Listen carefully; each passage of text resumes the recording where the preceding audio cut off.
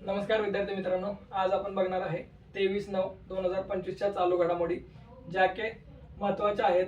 कशाच्या दृष्टीने? तर आयोगाच्या दृष्टीने ज्या पण परीक्षा आहेत त्याच्या दृष्टीने काही घडामोडी महत्त्वाच्या आहेत. या पहिली घडामोडी आहे साबरमती रेल्वे संचालन केंद्र. लक्षात ठेवा, साबरमती रेल्वे संचालन केंद्र आशियातील सर्वात मोठं रेल्वे संचालन केंद्र अहमदाबाद येथे बनणार आहे.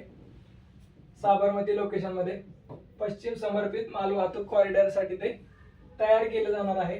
लांबी आहे 1506 किलोमीटर. लक्षात ठेवा, त्याच्यात 5 राज्यातून तो कॉरिडॉर जातो, त्याच्यामुळं 5 राज्य त्याच्यामध्ये इन्क्लुडिंग होतात आणि 5 राज्यांमध्ये त्यांचं संचालन केलं जाईल. लक्षात ठेवा, मालगाड्यांचे नियंत्रण आणि सिग्नलिंग व सुरक्षा करण्याचे काम या संचालन केंद्राद्वारे केले जाणार आहे. उदाहरण बघूया आपण. दळणवळण एखाद्या गोष्टीचं या ठिकाणावर म्हणजेच साबरमतीवरून मुंबईला करायचं असेल तर ती गाडी किती वेळात पोहोचेल त्याचे इंडिकेटर्स थ्रू आपल्याला सिग्नल भेटत असतात. कारण अशा रीतीने संचालन केंद्र बनलेले असतात की ती रेल्वे या ठिकाणाहून त्या ठिकाणी किती वेळात प्रवास करेल, किती टप्प्यांमध्ये प्रवास करेल आणि मालाची तुम्हाला गॅरंटी. जर तुम्ही साबरमतीवरून मुंबईला पार्सल पाठवलं असेल तर ते किती वेळात सुखरूप तिथे पोहोचेल याची पुष्टीकरण करण्याचं काम संचालन केंद्र करत असतं. त्याच्यामुळं ही एक महत्त्वाची न्यूज आहे, कारण आशियातील सर्वात मोठे रेल्वे संचालन केंद्राचा दर्जा साबरमती म्हणजेच अहमदाबाद येथील संचालन केंद्राला मिळालेला आहे. लक्षात ठेवा. पुढची न्यूज बघूया. चीनने के विजा धोरण तयार केलेलं आहे. लक्षात ठेवा, लागू कधी होणार आहे? 1 ऑक्टोबर 2025 मध्ये लागू होणार आहे. कशासाठी? STEM क्षेत्रातील व्यापाऱ्यांसाठी किंवा व्यावसायिकांसाठी ते सुरू करण्यात आलेलं आहे. STEM म्हणजे काय? Science, technology, engineering and maths मधील व्यावसायिकांसाठी त्यांनी ते सुरू केलेलं आहे. जगातील हुशार विद्यार्थी व संशोधकांना त्याचं आकर्षण केंद्र बनले असणार, कारण तिथे वेगवेगळी कॉम्पिटिशन होणार. कशाची? सायन्स रिलेटेड, मॅथ्स रिलेटेड किंवा इंजिनिअरिंग रिलेटेड. त्याच्यामध्ये आकर्षक प्राइज त्यांना मिळणार आहेत. चीनचे उद्दिष्ट आहे नाविन्यपूर्ण क्षेत्रांना बळ देण्याचं कार्य चीन कायमच करत गेलेलं आहे. टेक्नॉलॉजीमध्ये डेव्हलप होण्याचं सगळ्यात फास्टेस्ट डेव्हलपिंग हब चायनाला ओळखलं जातं. त्याच्यामुळं नाविन्यपूर्ण क्षेत्रांनाही के विजा धोरण बळ देणार आहे. परदेशी तज्ज्ञांचं सहकार्य वाढणार आहे, कारण जे पण हुशार लोक आहेत ते तिथे जाणार आणि त्या कॉम्पिटिशन्समध्ये कम्पीट करणार. त्याच्यामुळं परदेशी तज्ज्ञांचं सहकार्य त्यांना वाढणार आहे. जागतिक स्तरावर मानवी संसाधनांची स्पर्धा उभारली जाणार आहे, कारण तिथे वेगवेगळी कॉम्पिटिशन घेतली जातील.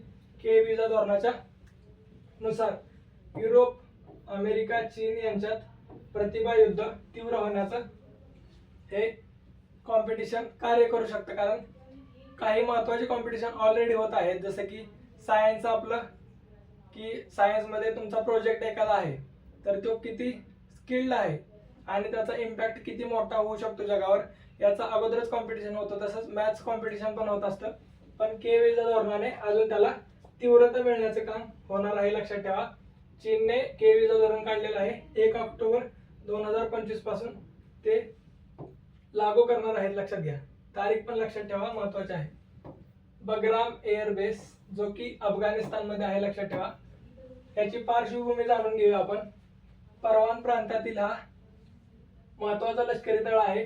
अमेरिकेने पुन्हा त्याचं नियंत्रण मागितलेलं आहे. लक्षात ठेवा, हा बेस पहिल्यांदा अमेरिकेकडे होता. 2021 मध्ये अमेरिकेतील जे पण सैनिक होते त्यांना अफगाणिस्तानने धुडावून लावले होते की हा आमच्या देशातला बेस आहे आणि आम्ही याच्यावर राज्य करणार, तुम्ही आम्हाला तुमची गरज नाही. या पुष्टीवर त्यांनी अमेरिकेला पळवून लावण्याचा प्रयत्न केला होता आणि आता अमेरिका पुन्हा ते बगराम एअरबेस, कारण तो एक महत्वाचा लष्करी तळ आहे, त्याच्यामुळे अमेरिका त्याच्यावर पुन्हा काबीज करण्याचं किंवा नियंत्रण मागण्याचं कार्य करत आहे. लक्षात घ्या, 2021 मध्ये हा बेस पूर्णपणे अफगाणिस्तानकडे गेला होता. पहिल्या त्याचं वर्चस्व पहिल्यांदा अमेरिकेकडेच होतं. लक्षात घ्या, अमेरिकेच्या लष्करी कारवायांचे केंद्र राहिले होते. पहिले बगराम हे एअरबेस होते, ते अमेरिकन लष्करी कारवायांचे केंद्र बनलेले होते, पण आता त्याचा पूर्णपणे कब्जा अफगाणिस्तानकडे आहे. नकारामुळे दोन्ही देशांतील संबंध ताणले गेलेले आहेत. चायना, रशिया आणि पाकिस्तानचा प्रभाव त्या बगराम एअरबेसवर वाढत आहे, कारण अमेरिकेचा प्रभाव त्याच्यावर कमी झालेला आहे. लक्षात ठेवा. पुढची न्यूज बघा. भारत आंतरराष्ट्रीय तांदूळ परिषद नवी दिल्लीत भारत मंडपम येथे आयोजित केलेले आहे. 31 ऑक्टोबर 30 आणि 31 ऑक्टोबरला लक्षात ठेवा, तारखा पण लक्षात ठेवा. आयोजन कोणी केलेलं आहे? IREF, APEDA आणि वाणिज्य मंत्रालयाने याचं आयोजन केलेलं आहे. लक्षात ठेवा, जगातील सर्वात मोठा राईस इव्हेंट होणार आहे हा, म्हणजेच आंतरराष्ट्रीय तांदूळ परिषद 2025. न्यूज जगातील सर्वात मोठा आहे, त्याच्यामुळे आयोग याच्यावर प्रश्न विचारू शकता. म्हणजेच हा इम्पॉर्टंटच्या कॅटेगरीत जाणारा चालू घडामोडी आहे. हवामान बदलाशी संबंधित चर्चा. ज्या पिकांच्या संदर्भात हवामान घडामोडी आहेत की यावर्षी पाऊस पर्जन्य किती पडेल, तसंच दुष्काळ पडेल की नाही, त्याच्यावर पीक कोणतं लावायचं, पीक कोणतं घ्यायचं आणि जास्त प्रोडक्शन कोणत्या पिकाचं होईल याच्यावर ही चर्चा होईल. त्याच्यामध्ये शेतकरी, व्यापारी, वैज्ञानिक एकाच मंचावर उपलब्ध राहणार आहेत आणि वैज्ञानिकांकडून डायरेक्ट ज्ञान शेतकरी आणि व्यापाऱ्यांना या धोरणा थ्रू किंवा या परिषदे थ्रू मिळणार आहे. पुढची न्यूज बघा. H1B विजा शुल्क वाढ अमेरिकेने केलेला आहे. लक्षात ठेवा, पहिल्यांदा किती शुल्क किती होतं? पहिल्यांदा $2,000 ते $5,000 दरम्यान शुल्क होतं, पण आता $1,00,000 केलेलं आहे. आणि भारतीय धारक किती आहेत? 70 ते 73%. तसंच चीनचे धारक आहेत 11%. लक्षात ठेवा, धारक म्हणजे काय? H1B विजा कोणाकडे असतो हे पण लक्षात घेण्याचं कार्य करूया आपण.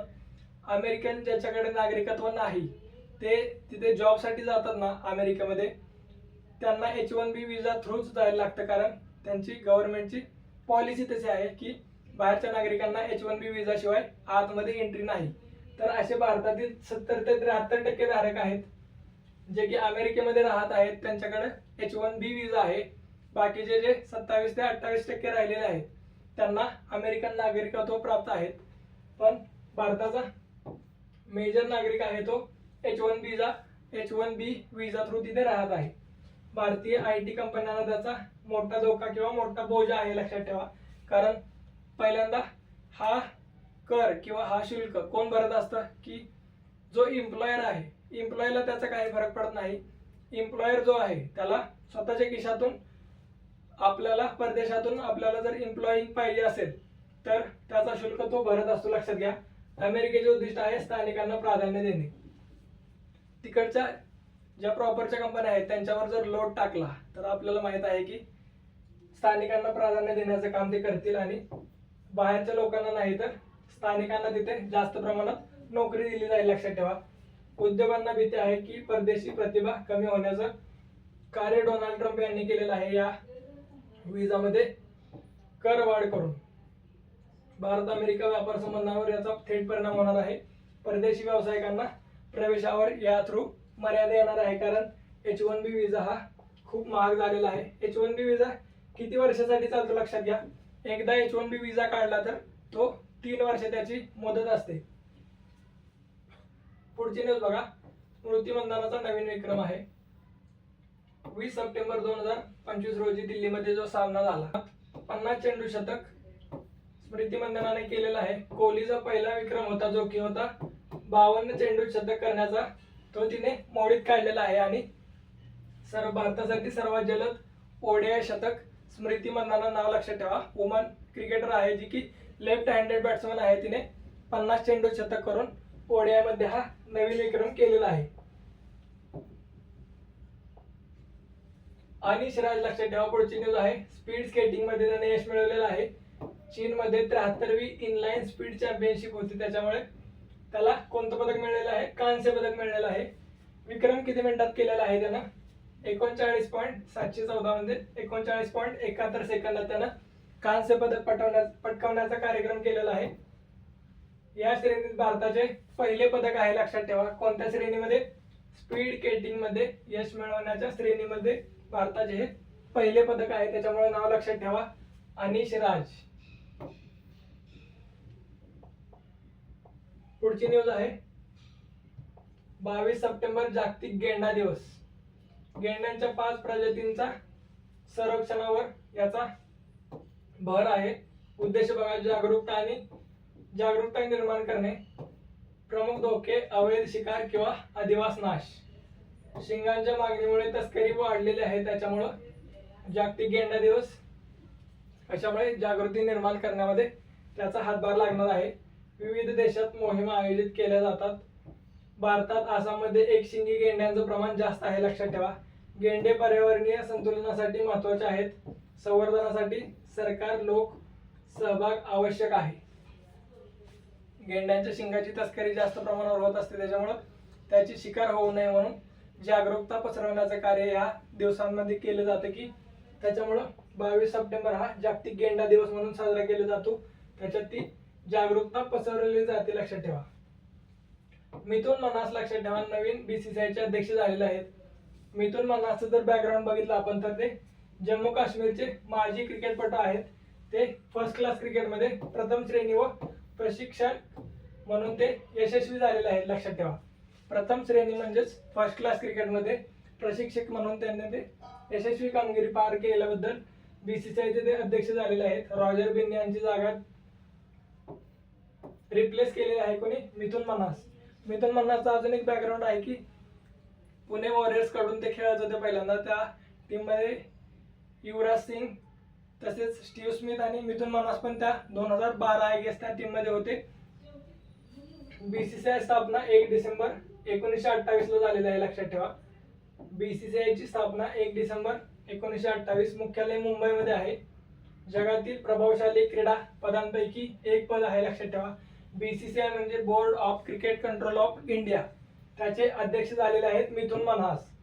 देशांतर्गत क्रिकेट बळकट करणे अपेक्षित आहे, लक्षात ठेवा. देशांतर्गत जे क्रिकेट आहे, जसे की आता नवीन टीमा वाढलेल्या आहेत, त्याच्यामध्ये हाँगकाँग पण आलेला आहे, नेपाळ पण आलेला आहे.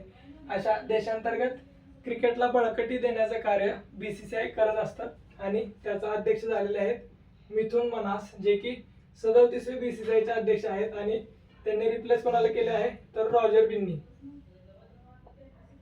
आता बॅलन डी'ओर लक्षात ठेवा. बॅलन डी'ओर काय असतं की फुटबॉल मधील जे उत्कृष्ट खेळाडू आहेत, जे इंडिव्हिज्युअल उत्कृष्ट खेळाडू आहेत आणि ज्या टीमा आहेत त्यांना ते अवॉर्ड दिले असतात. वर्षात एकदाच हे अवॉर्ड दिले जातात. आणि जो पण टॉपचा प्लेअर असेल किंवा टॉपची वुमन प्लेअर असेल, टॉपची टीम असेल, टॉपचा गोलकीपर असेल, त्यांना हे अवॉर्ड दिले जातात. बघून घ्या आपण त्याची पार्श्वभूमी आणि कोणी जिंकलेलं आहे ते पण बघून घ्या. त्याच्यामधली पहिली न्यूज बघा. पुरुष बॅलन डी'ओर कोणी जिंकलेला आहे? उस्मान डेम्बेले नाव लक्षात ठेवा. पॅरिस सेंट जर्मनचा तो फ्रेंच फॉरवर्ड आहे. म्हणजेच पॅरिस सेंट जर्मन एक टीम आहे जी की फ्रेंच फुटबॉलची टीम आहे. त्याच्यामध्ये तो ॲज अ स्ट्रायकर खेळतो. स्ट्रायकर म्हणजे सर्वात पुढचा भाग, मिडफील्डच्या पुढे खेळणारा आणि 2 विंगर कडून पास घेणारा म्हणजे स्ट्रायकर असतो, लक्षात ठेवा. फुटबॉलर मध्ये उत्कृष्ट वर्षभर कामगिरी त्यांनी केलेली आहे. त्यांनी फ्रेंच फुटबॉल टीमने यावर्षी चॅम्पियन्स लीग पण जिंकलेली आहे, जी की फुटबॉलचे सर्व देश आहेत. म्हणजे जे पण टीम्स आहेत, ज्या देशांच्या टीम आहेत की स्पेनच्या लक्षात ठेवा, रिअल मद्रिद, बार्सिलोना तसेच पॅरिस सेंट जर्मन फ्रेंचची एक टीम आहे. त्याच्यामधले उत्कृष्ट जी कामगिरी करतात जगभरात. युरोपा लीग होते, त्याच्यानंतर चॅम्पियन्स लीग होते. जे पण विनर असतात त्याच्यामध्ये सर्वात जास्त प्रेस्टिजियस मानलं जातं चॅम्पियन्स लीगला. त्याचे पण विनर पॅरिस सेंट जर्मनच आहेत. आणि त्याच्यामध्ये त्याला जिंकण्यावर, पॅरिस सेंट जर्मनला जिंकण्यावर उस्मान डेम्बेलेचे योगदान मोठ्या प्रमाणात आहे. त्याच्यामुळे त्याला बॅलन डी'ओरने नवाजले गेलेलं आहे. गोल आणि असिस्ट मध्ये चमकदार त्याचं योगदान आहे. PSG साठी सर्वात निर्णायक खेळाडू तो ठरला यावर्षी. चॅम्पियन्स लीग मध्ये विजयी भूमिका पार पाडण्याचं काम उस्मान डेम्बेलेच्या कामगिरीमुळे शक्य झालेलं आहे. पॅरिस सेंट जर्मनला त्याच्यामुळे याला हा अवॉर्ड मिळालेला आहे. राष्ट्रीय संघासाठी उत्कृष्ट प्रदर्शन म्हणजेच राष्ट्रीय संघ पण तो फ्रेंचसाठी, फ्रान्ससाठीच खेळत असतो. त्याच्यामध्ये पण त्याचं उत्कृष्ट प्रदर्शन झालेलं आहे. त्याच्यामुळं बॅलन डी'ओर उस्मान डेम्बेलेने जिंकलेला आहे. तसंच वुमन बॅलन डी'ओर कोणी जिंकलेला आहे? Aitana Bonmati. लक्षात ठेवा, नाव लक्षात ठेवा, एताना बोनमाती. बार्सिलोनाची मध्यफळी. लक्षात ठेवा, मध्यफळी म्हणजेच मिडफिल्डर म्हणून ती खेळत असते. बार्सिलोनाच्या मध्यफळीत प्रभुत्व तिचं आहे. जसे की बार्सिलोनाचा मेल प्लेअर कोणता आहे जो की मिडफील्डला कंट्रोल करतो? पेड्री. लक्षात ठेवा, पेड्री आणि फ्रँकी डिजॉंग हे 2 असे प्लेअर आहेत की मिडफील्ड कंट्रोल करतात. तसेच बार्सिलोनाच्या वुमन प्लेअर मध्ये मिडफिल्ड कंट्रोल करणारी कोण आहे? Aitana Bonmati. तिला अवॉर्ड मिळालेला आहे बॅलन डी'ओर वुमनचा, लक्षात ठेवा. संघासाठी गोल्स आणि क्रिएटिव्ह प्ले मध्ये तिचे योगदान आहे. स्पॅनिश लीग मध्ये अव्वल तिची कामगिरी आहे. तसेच विश्वचषकात उत्कृष्ट प्रदर्शन म्हणजेच वुमनचा फुटबॉल वर्ल्ड कप होता, त्याच्यामध्ये उत्कृष्ट कामगिरी केल्याबद्दल तिला वुमन बॅलन डी'ओरनं नावाजलं गेलेलं आहे, लक्षात ठेवा. नाव एताना बोनामाती हे तिचं नाव आहे. कोपा ट्रॉफी लामिने यमाल, लक्षात ठेवा. नाव लक्षात ठेवा, लामिने यमाल. आता चालूला वर्ल्ड फुटबॉल मधला सगळ्यात स्किल्ड प्लेअर म्हणलं तरी काही वावगं ठरणार नाही. बार्सिलोनाचा तरुण विस्मय. एज किती आहे याचं? 17 वर्षाचा आहे, पण तो सलग दुसऱ्यांदा ठरलेला आहे कोपा ट्रॉफीचा विनर. तरुण वयोमानात प्रचंड कौशल्य दाखवलेलं आहे त्यानं. अनेक महत्वाचे गोल्स केलेले आहेत. भविष्यातील स्टार म्हणून त्याची ओळख केली गेलेली आहे. या लीग मध्ये सर्वात तरुण गोल करणारा प्लेअर तो आहे. राष्ट्रीय संघासाठी त्याने पदार्पण केले आहे. राष्ट्रीय संघ कोणता आहे याचा? स्पेन आहे, लक्षात ठेवा. स्पेन मध्ये त्याने चांगली कामगिरी केलेली आहे. एका बाजूला लेफ्ट विंगला लामिने यमाल खेळत असतो, तर राईट विंगला त्याचा बेस्ट फ्रेंड म्हणजेच निको विल्यम्स खेळत असतो.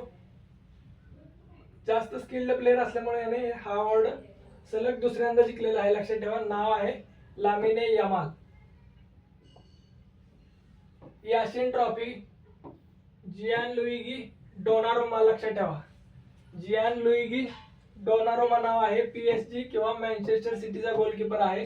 त्याला गोलकीपर ऑफ द इयरचा अवॉर्ड मिळालेला आहे, जी की याशिन ट्रॉफी म्हणून ओळखली जाते.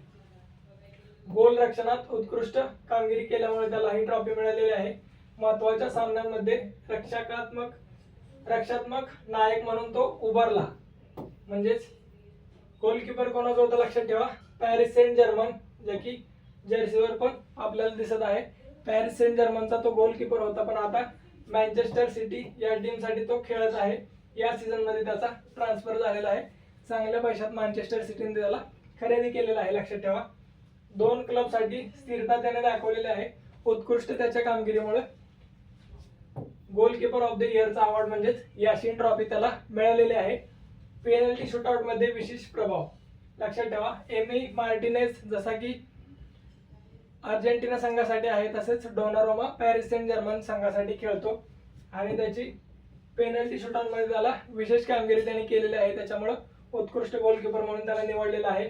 इटालियन राष्ट्रीय संघाचा तो कर्णधार आहे, लक्षात ठेवा.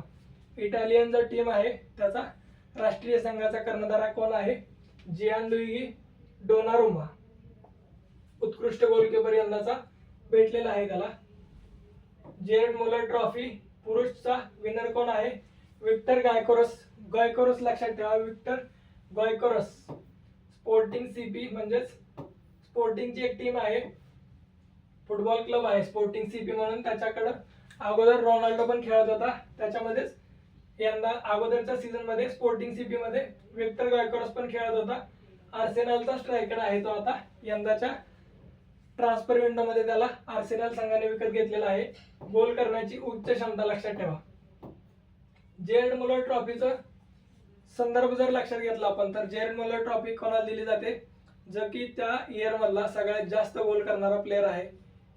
तसंच लिओनेल मेस्सी, त्याच्यानंतर जेरड मुलर नंतर लिओनेल मेस्सीने एका सीझन मध्ये 91 गोल केले 2012ला.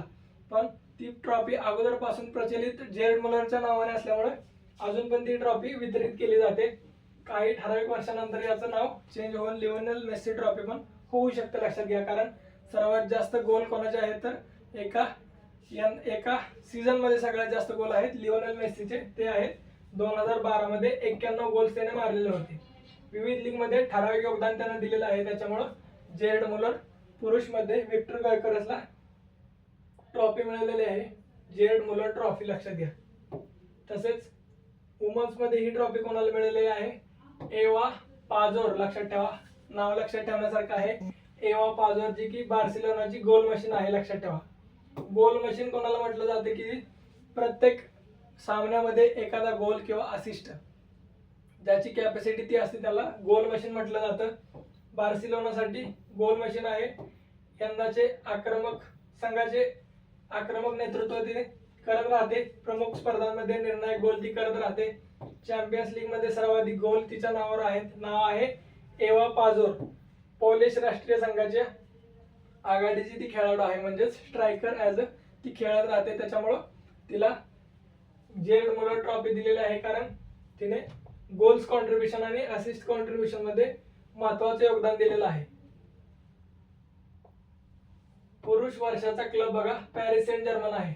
आताच मी सांगितल्याप्रमाणे चॅम्पियन्स लीग यावर्षी जिंकलेली कोणी आहे? Paris Saint Germain. त्याच्यामुळं पुरुष वर्षाचा क्लब पॅरिस सेंट जर्मनला नावाजला गेलेला आहे.